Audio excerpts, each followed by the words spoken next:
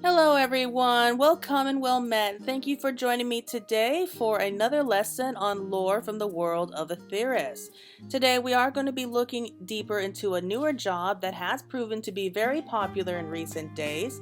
So let us begin our next lesson on the history of the healing job, Sage.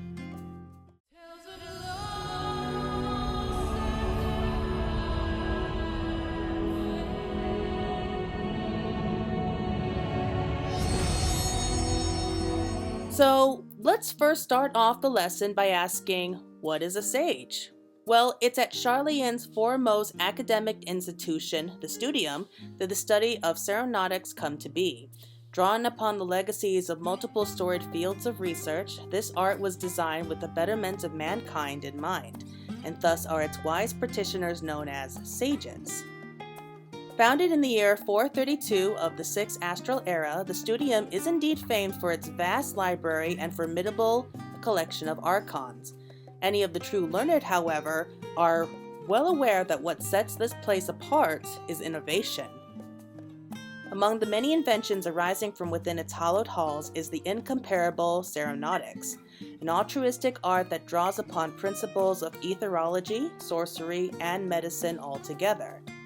By channeling ether via their neuroliths, an array of foci notable for its flexibility in creating arcanic geometries in midair, the practitioner can write a patient's internal energies or throw those of an enemy into disarray. While conjurers and similar arts rely on simple enhancements of the body's inherent regenerative capacities to heal or cleanse, true to its roots, the seronautic approach has more in common with the more targeted applications of traditional medicine. Only after close examination and analysis of the patient's physiology will the sage apply their art, using their etherological expertise to stimulate the precise constitution energies that will promote rapid recovery. In other words, for those of us who did not study at the Studium, what it means is that the sages are able to use ether-conductive devices to direct the flow of ether around them, such as how scholars and summoners are able to use tomes to manipulate ether, but instead of using conductive ink in arcanic patterns to distort ambient ether fields and direct it, it's using what are essentially ether electromagnets in the form of the neuroliths to distort ether currents more directly. Because of this, sages are able to direct healing ether to parts of the body that need it most, which is able to promote all sorts of healing, including closing up wounds and removing pain, and possibly even removing sickness altogether. But what the sages truly specialize in with seronautics is with mitigation. They are able to prevent damage ahead of time through using shields and other buffs for the party, but are relatively poor at actually healing in vast quantities all at once, at least compared to some of the other healing arts. It's always best for a sage to learn how to prevent damage more than healing the damage afterwards if they are truly wishing to become effective on the battlefield. As for the best type of equipment needed to bring out the full potential of the sage's art, their vestments are based off the apparel used for lectures and training at the Studium, thus the prominence of white. Simple yet elegant sets of garments are traditionally associated with the sage, and they're based off the designed attires at the dawn of the seronautics. But most are actually suited to the needs of a typical mage. More importantly, the choice of weapon associated with the sage are the neuroliths. They trace their roots to the healers of Eld who employed naturally occurring objects of power known as adder stones. These stones, which harbor spiritual energy, were placed around the sick and ailing to create an etheric confluence through which the healer channeled his magics. Despite the primitive design, it's from this neuroliths gradually evolved into their present forms. While their construction is far more sophisticated, the base principle remains unchanged. In practice, the sage wields neuroliths as an extension of the mind, sending them darting through the air to weave the arcane patterns through which they can unleash advanced magics. There are several types of neuroliths, such as the short, wide-winged neuroliths that are highly maneuverable, to the large, ether-assisted wings, but they are all outfitted with flawless crystals to improve ethereal conductivity. To ensure the weapon can be manipulated with the precision of a scalpel, much care has been applied to its aerial maneuverability. If they sound difficult to wield, well, it's because they are. Even the studium's most talented require years of training to become proficient. There are two types of healers in this world, pure healers and barrier healers. The sage is a disciple of magic and is classified as a barrier healer, with unique mechanics of augmenting their spells with eucrasia to heal or grant barriers for their allies while also strengthening spells dosis, diagnosis, and prognosis. Skilled sages are able to learn how to attack and heal consistently, perhaps having the most variations of damaging spells among all known types of healers. Alright, so now let's look at a few tricks of the trade involving some of the most iconic abilities the sage is able to use, starting off with its limit break, Techne Make. By drawing upon life-giving ether currents both above and below, the sage unleashes a strong blast of ether, spreading a vast curative field across the surrounding area. This powerful technique's name invites one to recall the term, life is ephemeral, art's path eternal. Diagnosis.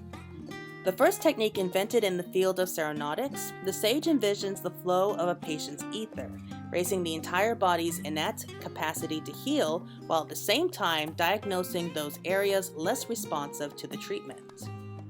Egerio. To execute this reviving technique, the sage deploys an array of evenly spaced neuroliths through which to calibrate the appropriate ethereal waveform. This is then projected onto the patient, jolting them back to consciousness. Pneuma. The sage wields this technique as both sword and shield, depleting their enemy's ether while at the same time redistributing it to allies, a feat that requires a masterful understanding of corporeal ether and the manipulation thereof. Now, I will refrain from speaking too much about the job quests if you haven't played through them yet, but I will be given a brief description of some key characters who are noted helping us through the journey. Leila Genja. A young graduate of the studium, she has surpassing intellect and skill as a swordsman, which was why the Forum sought her out for a mission of utmost importance, to locate a group of fugitives who had stolen technological secrets. Her investigation led her to Limsa Lamensa, where she began working with an adventurer that tracked down Lofa, the accused, and his accomplices.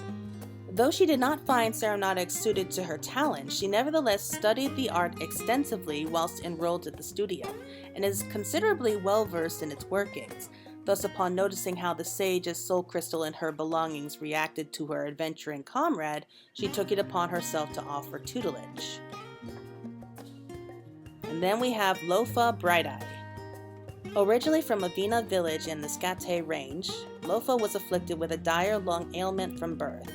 Though he took up with a master in the traditional fashion for male Vieira, both believed he was living on borrowed time, until a healer by the name of Gildevane appeared promising to cure the affliction.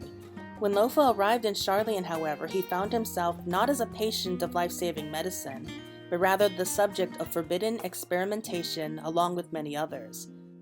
Sadly, most of his fellow captives died in anguish during this process, and those who survived were left primed to uncontrollable bouts of violence due to their unnatural surface of ether.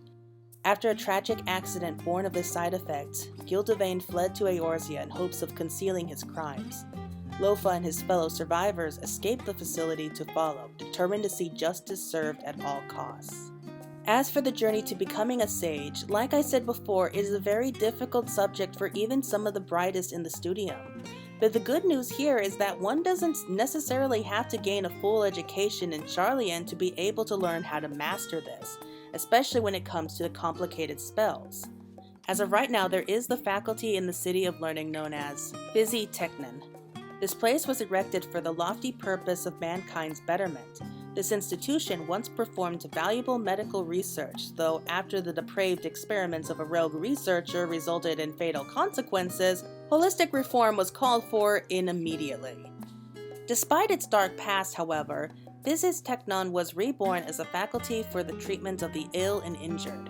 Though seronautics is a field with the potential for much good, the difference between medicine and poison is in the dosage. As practitioners who hold the lives of patients in their hands, only those who swear an oath of non-maleficence may be accepted as students. That oath serves as a reminder of a sage's duty.